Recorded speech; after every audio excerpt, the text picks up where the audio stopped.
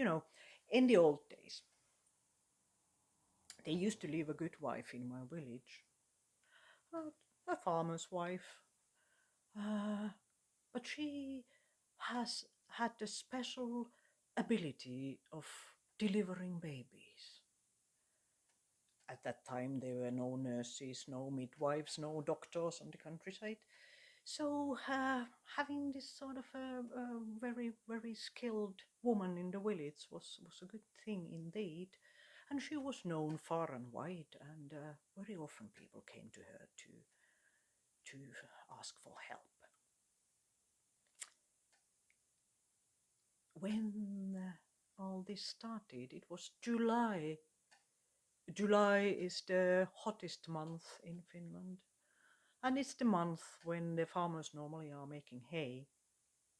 And in old days, haymaking was a hard job to do because they were cutting the hay with the scythe and then using pitchfork they were lifting hay up to stacks to dry, and a long day in heavy sunshine. It was hard job. They used to do that when I was a child, so I've been there, done that. And in the evening after such a working day, all your muscles are aching, but that's not the worst thing. The worst thing is the itch. You've been sweating the whole day, and each time you are lifting hay with your pitchfork, you get dust and seeds and bits and pieces of the hay, and it just sticks into your skin as it being wet because of the sweat. And in the evening, it's it's itching like you have been jumping into the bush of nettles. And that was the case with our dear good wife as well. She thought that can't sleep, I can't possibly sleep if I don't get washed first. So even though that it was late, she decided to warm up the sauna, the sweat lodge, just to get some warm water so that she could properly wash herself. And that's what she did. And when the sauna was just about to be ready and nicely warm, she went to get some twigs of birch tree, because that's what we Finns do. Uh, the leaves of the birds when taken into the sauna, they give a lovely scent, absolutely beautiful scent, and that's what she wanted to have. And when she came back for her sauna, carrying those birch twigs, ready to have her bath, what did she see? A neighboring man standing in front of her sauna, twisting his cap in his hands like, oh, dear neighbor, I think my wife is in labor. Should you come and check on her? Oh no, thought the good wife, not tonight. She was so tired. She wanted to have her bath. She wanted to have her sleep. She knew she had to wake up very early in the morning to milk the cows, and after that go back to the hayfield for another very, very hard working day. Ah, she asked the neighbor, how many children do you have? Isn't this like going to be the number 6, if I recall right? And the neighbor said that, yes, that'll be it, number 6, aye. Here now, said the good wife. Your wife knows already what to do, and it'll just go naturally. You don't need me there. Just go home and take care of your wife. Do as she's telling you, and it'll be just fine. So she went to have her bath, and after that, she had a good sleep. But in the morning, early in the morning, she got a word from the village that the birth didn't go well. The child was having a wrong position, and the neighbor, he lost both the child and his wife.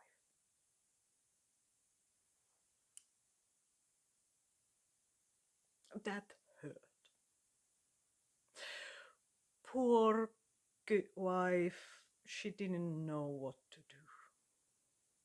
Of course, she blamed herself. She blamed herself day after day, week after week. She couldn't think about anything else than just she was regretting. Why didn't I go there? Why didn't I go? Maybe I could have helped. Maybe I couldn't, but at least I could have tried. And she was really getting ill of having so much sorrow on her. And finally one day she sat down, and she just gathered all the strength she had left, and she prayed, and she made a promise for herself. She said that, okay, God, if you have given me these two hands capable of delivering babies, so that's what I'm supposed to do. That is my duty. And even more so, that is my honor. And from now on,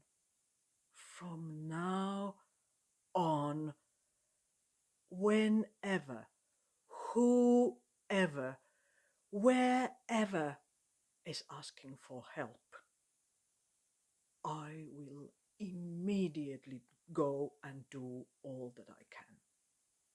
Immediately and always. And after saying this, she felt a bit better.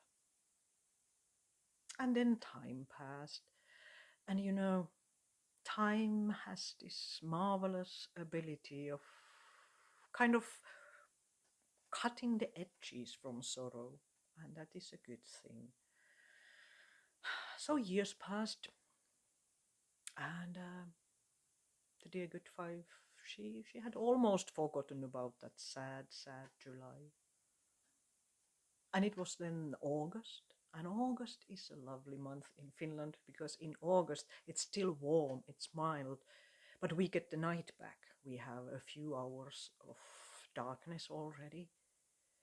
So our dear good wife had gone to sleep as normally, but for some odd reason she woke up in the middle of the night.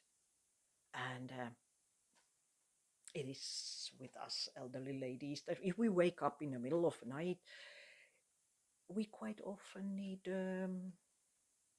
wee, and so did she.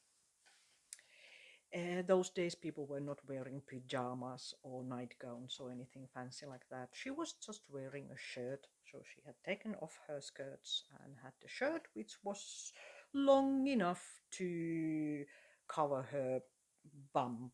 So she thought that, I don't bother dressing up. I just quickly go out and have my wee and come back. And that's what she did. But when she was about to go in again, what did she see?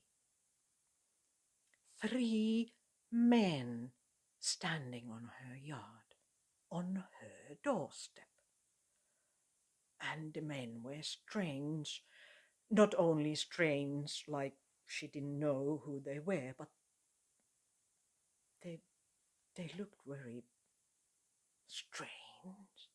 They were small. Two of them were carrying some sort of torches, and the one was looking like a bit wealthier, was having a bit weird clothes, but they seemed to be velvet and having nice trims and big shiny buttons. The rich man started to talk in a very polite way. He was asking, "Dear lady, are you perhaps the midwife in this village?" And the good wife said that, yeah, yes, I am. "Dear lady," said the wealthy man, "I beg you, my wife is in labor, and I'm afraid there will be some problems. Could you please follow me and help her?" At that point, I must say, good wife was afraid. It was middle of the night. She was alone. She couldn't enter her house because the men were standing on a doorstep. The men were so strange, and she was just wearing her shirt.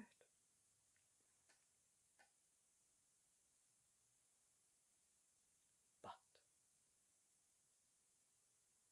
then she remembered. She remembered that July, and she remembered what she had promised, and she said, "Let's go right away." And so they did. The torchbearers walked first, and the rich man and the good wife followed. And the rich man was talking. He said, "Where we go, don't you be afraid. I will take you in, another one will take you out. But just remember, do your job, but don't eat, don't drink, don't ask for any sort of payment." And while talking like this, they had walked into the forests, and there was a huge old boulder. Goodwife had seen that boulder several times before, but never before had she seen that on the side of the boulder there was a door, and the door was open. And in went the men with the torches, and in went Goodwife, followed by the rich man, and behind them the door closed. And at that point, the good wife understood. She had entered the halls of the underground fairies. And such halls, there were hundreds of candles everywhere. There were chandeliers, and there were dozens of these tiny people running around, and everybody was dressed nicely, wearing velvet and silk and jewelries. Well, the good wife was taken into a chamber where the poor lady was in labor, and indeed help was needed. It was a difficult childbirth. But that she knew her trade so well, she was able to help, and she felt so enormously happy when she was giving the newborn, healthy, tiny fairy boy to his proud mother. In comes a servant. he has a tankard of ale with him, and he says, "Dear lady, you have done a good work. You must be thirsty. Do have a little bit ale." The ale had a lovely smell. It had a lovely color. It had a lovely white foam on top of it. But the good wife remembered. No, thank you. I'm not thirsty. In comes another servant, is bringing a bowl of porridge, saying, "Oh, dear good wife, you made a marvelous job. You must be hungry. Have some porridge." The porridge was clearly cooked in whole creamy milk, and on top of it there was a huge lump of melting butter like a fountain of gold. But the good wife said, "No, thank you. No, I'm not hungry." In comes the third servant. He's saying, "Dear lady, you did a good job indeed. Now, could you please tell me, what do you want as a reward?" Now, our dear good wife, she was looking at all the velvet and silk and jewelry and everything the fairy ladies were carrying, and she was just having her old shirt. But she said, "No, that was nothing. That was an honor to help. So really, but you know, I'm pretty tired, and I would like to go home if that's okay. Just I don't know where the door is." Said the third servant. "I'll show you the way." And off they went. And while walking towards the doors, the third servant took from a basket on the wall side a long, coarse linen thread, and he wrapped it 7 times round the good wife's neck. And just before he opened the doors, he took a handful of wooden chips and placed them on the shirt, the hem of the shirt of the good lady.